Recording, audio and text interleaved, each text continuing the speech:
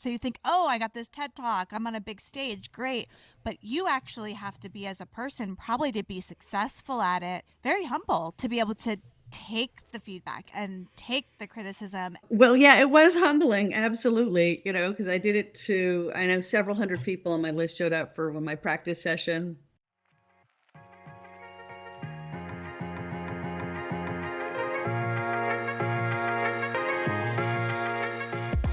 Welcome to the Her First podcast, a platform to help online business owners, coaches, and creators gain the confidence needed to build a successful business while creating a sustainable lifestyle balance. We are here to help you prioritize yourself in business and life. I'm Joanna Newton. And I'm Michelle Puolani. In this podcast, along with the Her First Collective, you can engage in the challenges women face in business, ways to increase your impact or income online, and how to make it all work while launching, scaling, or maintaining. Spoiler, it's not about perfectionism, hustling, or a copy-paste methodology. Let's dive in. Today's episode is all about TED Talks, as I'm talking to the founder of Therapy That Works, Dr. Diane Gehart. Now, Diane was actually our first ever guest on our podcast, and she recently gave a TED Talk, and today we're going to talk all about it. Welcome back, Diane. Thank you so much for having me. I'm excited to be here. Well, I'm so excited to talk about TED Talks today because for so many people, especially in our space as like online business owners, entrepreneurs, course creators, and coaches, this is like a bucket list item for people, like to land a TED Talk. Can you tell me about how you got this opportunity? It started with an email, and someone actually saw my YouTube videos, who is a TED Talk consultant, has an online class on how to do a TED Talk, reached out to me and offered to do a free, consultation with me. And I looked at their site, it sounded interesting. And I get so many of these, I normally like blow them all off. But I don't know, it was something about, I think the fact that it looked like they had done real research to find me, like they had actually listened to my videos. I said, okay, if they'd worked that hard to find me and screen me, I am going to go ahead and just meet with them for free. And I registered for the course, and I got to meet with them. And yeah, so that's how I got started with it, really. But it was something. I have a friend, and we joke, because she's been saying this for years. Diane, you need to do a TED Talk. Diane, you need to do a TED Talk. So the seed had been planted. It is a bucket list item for me, I think, as a lot of people have the same, kind of whimsical thought. And so when it appeared in my inbox and everything seemed to align, I just went for it. I love that. That's so cool. And one thing we talk about on this podcast, and I talk a lot about when I do consulting, is that putting yourself out there gets you opportunities, right? You have this YouTube channel, you share your knowledge all of the time out there in the world. And sometimes if you're a creator, now you have a pretty good sized YouTube following, but if you're a small creator, sometimes you probably feel like, is anybody listening? Is anybody paying attention? Well, people are looking for people who create content to give them more opportunities, right? So if you're out there creating content, creating things, putting yourself out there will get you opportunities, right? And then those opportunities will get you bigger opportunities and so on and so forth. And I think it's just so great that this came as a part of your YouTube channel. Yeah, absolutely. Absolutely. So I know that a lot of preparation must go in to doing a TED Talk. Can you talk to us about what that sort of preparation is like? I'm sure so many people are thinking, like, how do you write a TED Talk? How do you practice a TED Talk? You could probably write a whole book about this.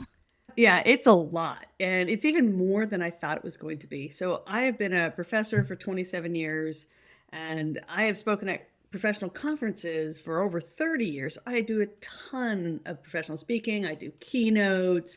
I do multi-day events. Training psychotherapists is kind of my area of focus. So I have spoken a lot. I've given literally hundreds and hundreds of presentations, and I have my YouTube channel that I've had for a decade. So I'm like, okay, certainly TED Talk's the next level. It's like one step up from a keynote, and I've done lots of those. But boy, this was a whole different ball game. It is not for the faint of heart, and it is not a casual endeavor. I'll start by saying normally with every other presentation I've ever done, I just write an abstract and then they look at it and then they decide, yeah, we want that. And then I get to put the talk together. With a TED Talk, it's pretty much reversed. I spent 6 months writing my TED Talk before I even thought about applying. And when I say writing my TED Talk, that includes the research, that includes the first draft. So the first draft with everything was, almost over 24 pages. And the final version was 4 pages. So you literally give it your all, and then you cut and refine, and every word is crafted. How many minutes is like your final talk? Well, it's funny. I had targeted it to be 13 minutes. And then right before I went on stage, like a week or two, I was doing all my final, getting feedback from my final kind of practice performances. Everyone said, slow it down, slow it down. I was talking too fast. So my final talk is about 16 minutes. So okay. I really slowed it down. But normally it has to be under 18. Nowadays, they want them to be 12 to 13. But it was funny when I was practicing, they're just like, slow it down. It's too much information, too fast. I can be a fast talker when I'm not nervous. When you are nervous, it tends to go a lot faster. So, it goes a lot faster when you're nervous. Yep. And you have to have your talk completely memorized, right? Was that yes. like a different, because you lecture, you probably have a PowerPoint, you have slides, you're chit-chatting, like how different was it to prepare a completely memorized talk? Yeah, and it was totally different. And it was like giving a performance. It was like when I was a musician or a dancer, when I was in high school and college, you memorized all that stuff. I had to have slides. There are 2 slides that go with my talk that I think have a total of 12 words on them. And because it's not supposed to be a slide-based presentation, because eventually when it's on YouTube, the slides usually aren't there. They can't edit them in properly.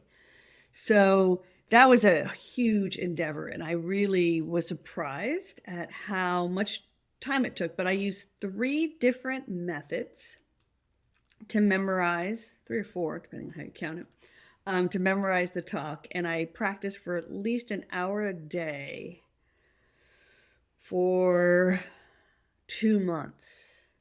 So it was a lot of practice and rehearsal. So first, my TED Talk coach, she used something called a binaural beat, which is this low kind of beat thing in the background that's supposed to kind of help you memorize. And I recorded myself doing the speech. And this was the passive memorization where I would listen to this, right? And while I was walking, exercising, cooking dinner, folding laundry, that sort of thing, it's just like constantly playing to kind of get it into your subconscious, was the first phase. And then in the next phase, we color coded it. And as I was doing that, there were certain lines that just it truly just went into your subconscious. It was kind of amazing. And then there are other ones where I was just stumbling and I couldn't remember it. But we broke it into 7 parts, and each one was color coded for the second phase. And so then I'd listen to the recording, follow along with the script. And then once that was pretty good, the last phase was, and I thought this sounded totally corny in the beginning. I didn't think it was going to work for me, but it was absolutely the best technique. And she called it a scenic memory. And I know some other people call it different types of memory, but literally for each of the 7 sections, I imagined being in a room in my house for one room per section. And then you find 3 to 4 objects in that room that you can attach to your talk. And so that if you get nervous and you lose your place, you sort of like, what room am I in? What objects are around here? And you can grab the object and then pick up with your speech, which I thought, I'll try it, right? But it really ended up being the most helpful. I had a lot of fun with it. There were certain lines that were really tough to remember. There was one paragraph that said, the key is to break down, every goal in the smallest little, step that you can do, even on your most difficult day. And then next I needed to talk about, eating baby carrots. And so I have like my kids do karate and they have practice boards. So I had the broken, it's great. I have a board that I can break. And then I'm like, I just couldn't remember carrots. So I ended up going and taking a picture of the boards with some carrots on it to just remember break It's and then carrots. carrots. Carrots. Yeah, there's another one where I talk about exercising. Yeah. So, little by little, you're going to build on these micro habits and I talk about, you're going to be, soon you'll be finding yourself eating a whole kale salad after a long run with a circle of your best friends. And I couldn't remember that one either. So I just have a treadmill desk. So I just threw some spinach on it. I took a picture of the treadmill with spinach and that's that line. So I had a lot of fun kind of putting it all together, but that was really key in terms of the scenic memory really helped me remember things and you kind of move through the whole house in order. And that is what I relied the most heavily on and actually what I found the most helpful. That's amazing. As you were talking about having to memorize everything, it reminded me of my theater kid days because, Mm-hmm. I used to memorize lines and monologues and things like that, but I never spoke for 13 minutes straight. And what I love about that visualization technique reminds me of like what we did to memorize scenes because we would use what our like counterpoint said in the scene to remember our next line. So rather than focus on like just memorizing your lines, you're memorizing your lines in relation to what the other people are saying. So like the other person's line, you like build an association to your line. So it's really honestly the same memorization technique, but when you're up there for 13 minutes by yourself, you don't have another person, so you're associating to objects you can easily memorize and picture, which is so fascinating. Yeah, it really worked great. There were also a few places where I ended up having certain movements. There were some of them where I had 3 points, it's like a list of 3 things. And so you'll see my hands go 1, 2, 3. And that's like how I memorize, those lines. Yeah, because So, putting together like a movement with a phrase, if I do this, I say this. If I do, not everyone mm-hmm. is watching this podcast. Some people are seeing this, but I'm moving my hands in odd directions. Like you can use that body movement to connect to that memory. It's like using muscle memory, right, to memorize those words. Yeah, it was really fun. Had a Awesome. really great time doing that. Very cool. Now, talk to me about the promotion of it all. I know you did some things like before, during, after. Like, how did you kind of get out into the world that you were doing the TED Talk? And were there like restrictions, things you couldn't do, you could do, stuff like that? So there were lots of restrictions even in announcing it. And so even though I got accepted, I signed the contract. It was about 48 hours after signing the contract, I get an email. They're like, don't tell anyone you're doing a TED Talk. And I'm like, oops, I just I already put it on did. just sent it to 20,000 of my closest friends. so, so yeah, they were very restricted because they wanted to do the big reveal and they took a month to do their reveal. So I didn't get a whole lot of time beforehand, but I did once they did. So I started lining some things up. I mean, obviously I had stuff going on my with my list and my people. So I did a live practice session with them. So I got feedback from everyone. And I think people really enjoy it. People really enjoyed giving me feedback. They're like, this is really kind of cool. So I got feedback from people that way. I also did a little mini YouTube series with just, some of the preparation stuff I was doing, which actually made it really fun for me too, because otherwise it's a pretty lonely thing kind of getting ready for your TED Talk. So it was a lot of fun, to do that. And so my TED Talk is supposed to be out any day now. And so once it's out, I'll be doing some more live events, that I'll, notify people on my mailing list or a YouTube channel.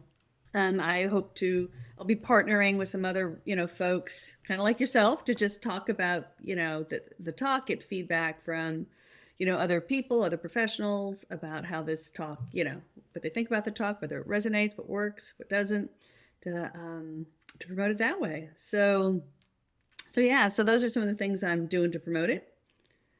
Awesome. I love that you brought up this idea of like getting feedback on your talk, because I think sometimes when we think about someone doing a TED Talk, we think like this person has arrived. They have it all together, right? They don't need support. They got this opportunity because they're a perfect public speaker. They have everything together. But throughout your process, you had a coach, you had someone helping you had someone, giving you feedback on the actual content, helping you memorize it. And then you put it out in the world to get feedback from peers or just people right? To get that, it's almost kind of very humbling. So you think, oh, I got this TED Talk, I'm on a big stage, great.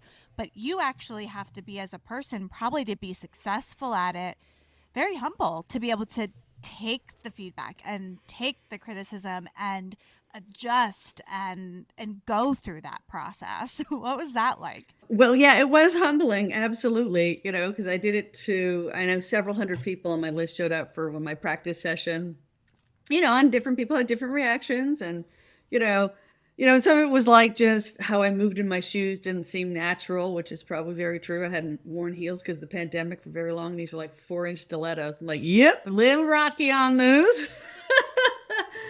I did it in front of my son's 5th grade class, and I handed Oh them my the gosh. script. And I said, let me know if I forget any lines. And so my kids actually spotted me every single night. It's funny. Both my kids are black belts. One's 11, one's 14. And so 3 times a year before they got their black belts, we would do these, they had to do testing. And for 1 or 2 months before each test, we would, every night after dinner, we spent an hour just practicing karate. And it's funny, we just picked up with that and we just reversed it. Instead of me, testing them, they were testing me. And it was funny. My one son had just gotten his black belt, my 11-year-old. So my 2 boys would sit there with the script and they would let me know where I stumbled or, if I missed a section, because there were about 32 paragraphs. And it's easy to miss one of those when you're going through it. So my kids were spotting me, which really, I think, helped build their confidence. And I think having them see how hard I actually had to work to memorize it, which just kind of normalizes a lot of the work they have to do. Because one of my kids just had to play the month after, right? So he had to memorize all of his lines. And so, it just kind of gave a template for people don't just arrive on stages and have this flawless talk.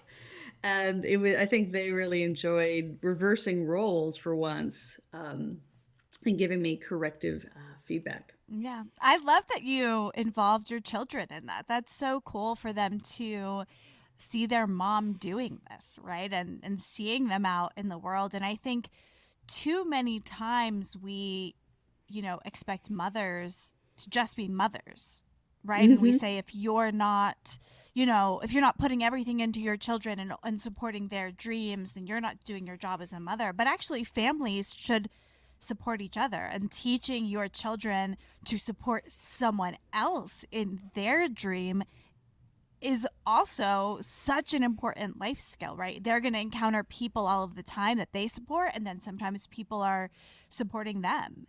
And that's a really cool piece that I didn't even think about, in the process. Well, I actually took them with me because I'm a single mom. And, my mom actually passed away 6 weeks before my talk.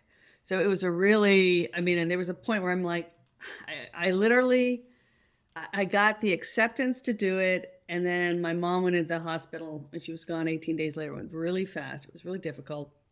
And I had to ask myself, am I going to accept this? Because once, and go through with it. And so it was an interesting time. So I ended up taking the boys with me because there was no one to really leave them with. And it was like the best experience for them. They just loved it. They were so excited. They're like, oh my God, mom's doing a TED Talk. I got to be there. So we had to fly up to Canada from Los Angeles. So it was in the middle of winter. It was, January 27th was my talk.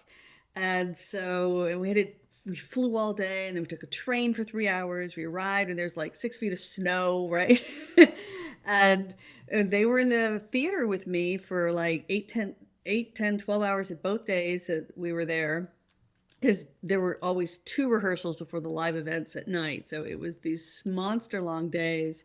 But it was so beautiful because they became, and it was run at a university campus. So there was these teams of college students mostly. I mean, the tech team, were hired professionals, but they were just hanging out with the college students. I remember right before my actual talk on the second day, I'm like, okay, I've got about an hour to go. Let's go rest at the hotel. They're like, Mom, you go back to the hotel. We're going to hang out with the guys. Like, oh my God.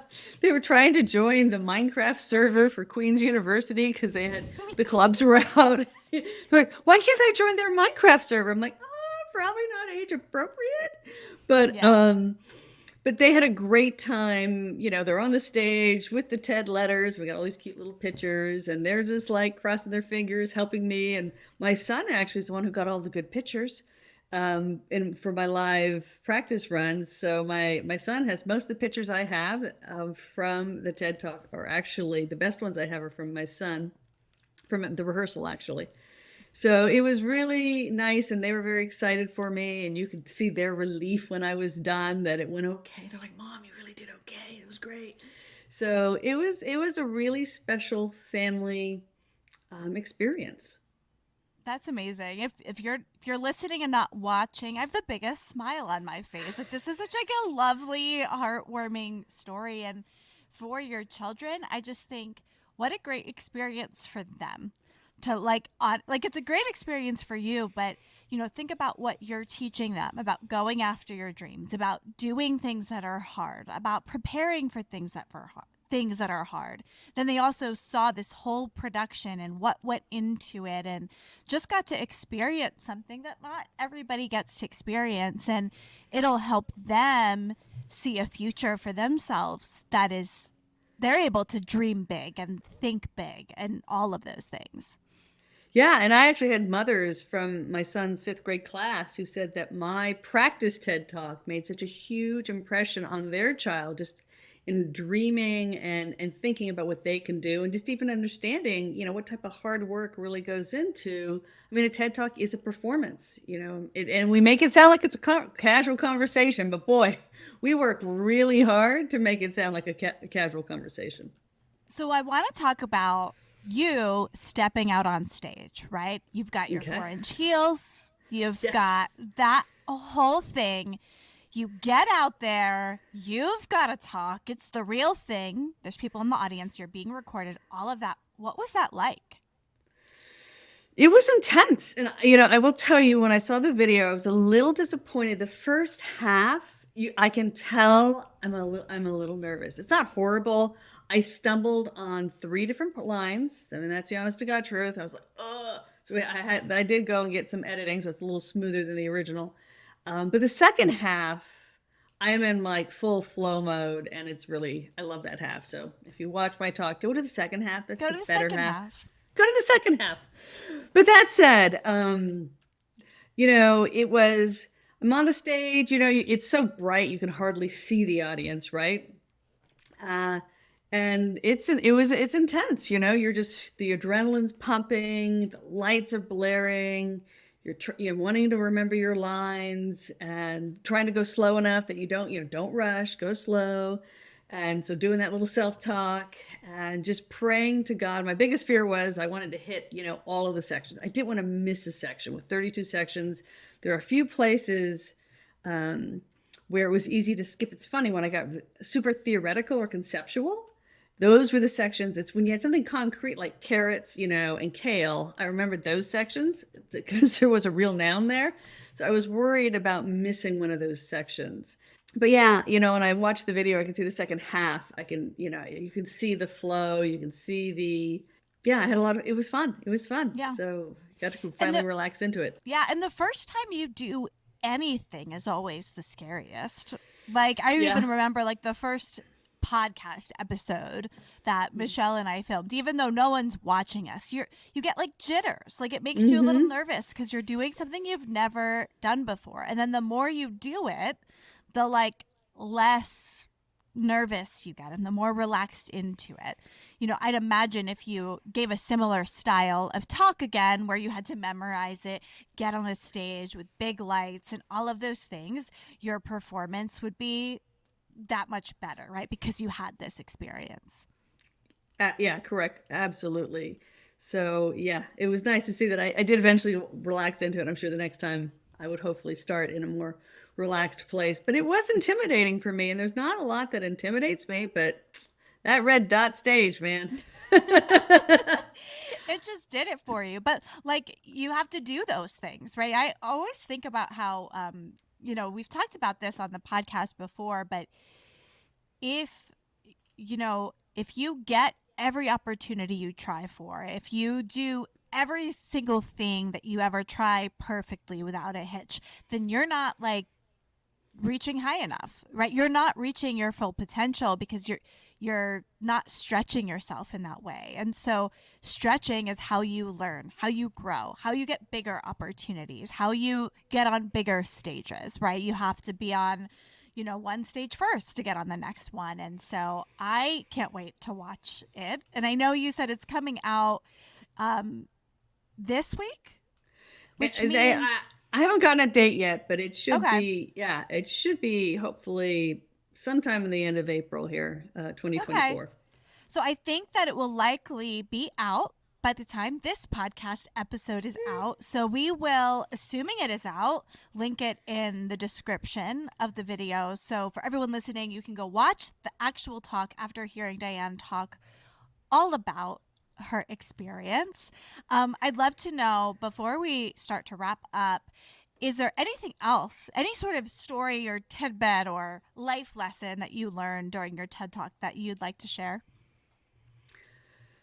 Well, you know what I'm going to share, because in my TED Talk, I talk about micro habits and kind of I don't know if it's ironic or paradoxical, I can't even think, but I wrote my TED Talk 5 minutes a day during that 6-month period. So I actually use the technique that I teach in the talk to promote mental health. I actually used it to draft the TED Talk, and including during the research. I mean, I just set a timer for 5 minutes right after breakfast. I take 5 minutes, work on the talk, and then go about my super busy day. Next day, I kept doing it. And so I talk about using those micro habits to promote mental health, but I actually use it to write my books and to write my TED Talk. And the real key is when you're working on something professional, you're creating something, is that, you're like, what good is 5 minutes of work? Well, you get more than 5 minutes of work when you use the micro habits when you're creating something, because you spend 5 minutes, typing or writing or researching in the morning. But then when you do this every day, your mind is constantly percolating on it. And so when you read a news article, you're like, oh, that relates. And you chat with someone about it, or and so you get probably an hour's worth of work on it by the time you're done with your day, because it's always there in the back of your mind with every piece of information, every person you encounter, every free moment while you're washing dishes, right? Your mind wanders back to it. So you end up doing a ton of work on it because you're doing 5 minutes a day on it. That's so cool. And I'm so excited to dig more into those habits, which is the perfect segue, because in a couple of weeks, we'll be releasing an episode where Diane's going to talk all about the actual content that she talked about during her TED Talk, which is all about micro habits to promote your mental health. I'm so excited to learn about that, and you'll have that in our next episode. We'll also put all of the information about Diane, like where you can find her online, her TED Talk, assuming it's available, below in the show notes. Thank you so much, Diane, for being here, and we'll catch you again. Thank you so much for having me. This was so much fun. Thanks for tuning in. Find the link in the show notes to join us in the Her First Collective, a free Facebook group to discuss the podcast, ask questions of our guest experts, and network with a group of female entrepreneurs who value collaboration over competition. Please subscribe, share, leave a review, and be sure to catch our next episode. What is one thing you can do today to prioritize you in business and life?